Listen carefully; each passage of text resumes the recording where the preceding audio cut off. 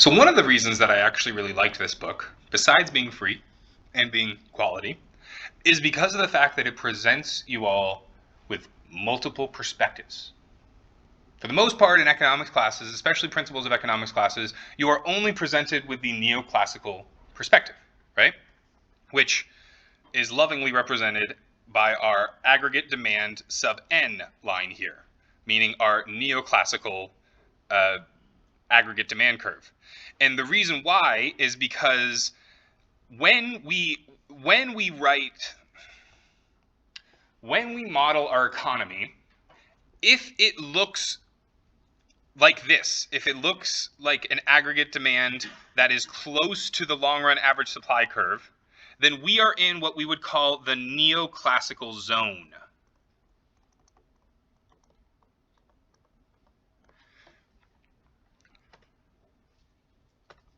So this is the portion where GDP is at or near potential output.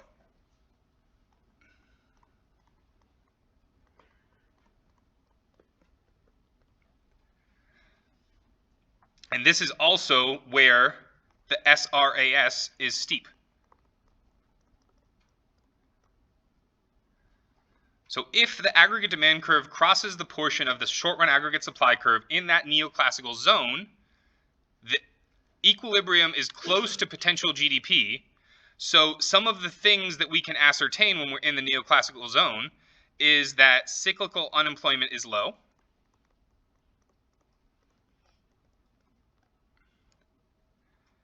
Since we are already here, the only way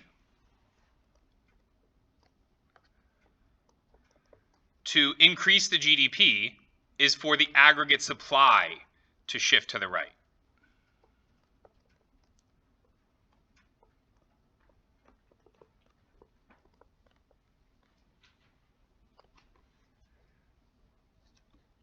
Because of what we just saw in the preceding model in 11.5, any shifts in aggregate demand, to the right obviously, will create pressures and change the price level.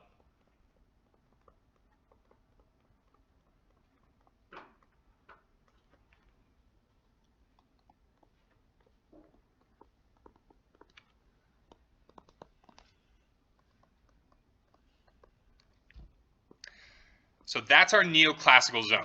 So if our economy is close to GDP, the answer is not to stimulate aggregate demand, because if we stimulate aggregate demand, we're going to end up with just some short-lived gains in output, but we're going to end up with long-term inflationary pressures.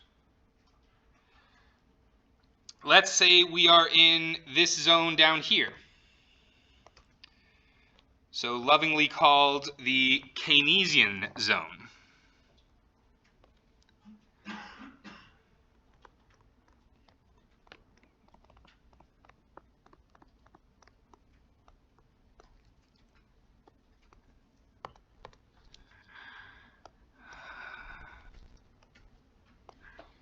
And so this is the portion where the short-run aggregate supply curve is flat.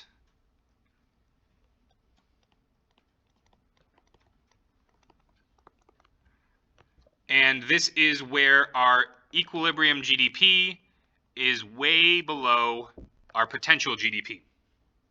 And so if our aggregate demand crosses this portion of the short-run aggregate supply curve, then we're in the Keynesian zone. And what we can ascertain from being in the Keynesian zone is that, well, we're not doing so well, right? The economy is in a recession.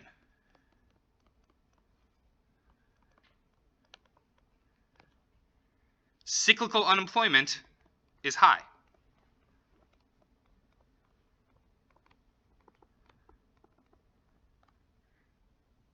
And last but certainly not least, inflationary price pressure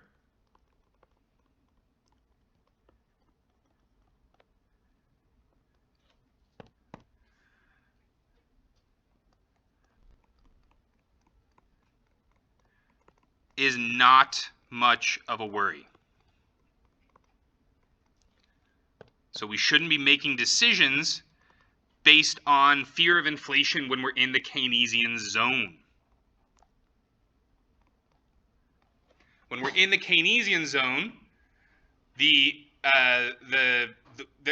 can stimulate GDP by shifting aggregate supply to the right, or by shifting our aggregate demand to the right. And it's easier for us to shift our aggregate demand to the right, because why? Because our aggregate demand, if we remember, aggregate demand is equal to Y is equal to C plus I plus G plus NX, right? One of those elements is something that Congress and the executive branch has direct control over, right? Government spending. So they can increase government spending as a way to increase our GDP without having a large impact on the overall price level. So again, this is the reason why I picked this book.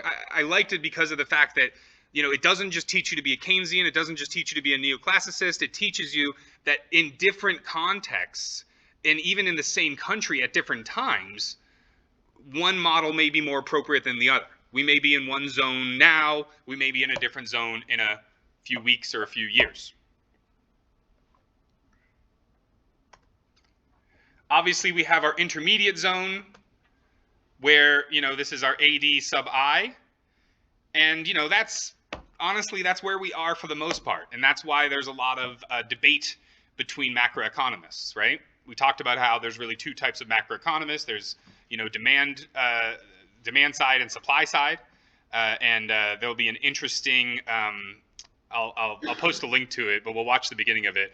There's a very cool rap battle between two historical figures of it, right? Between Keynes and Hayek, and where they talk about this debate between supply side and demand side, and they make their various arguments. So it's both entertaining and informative.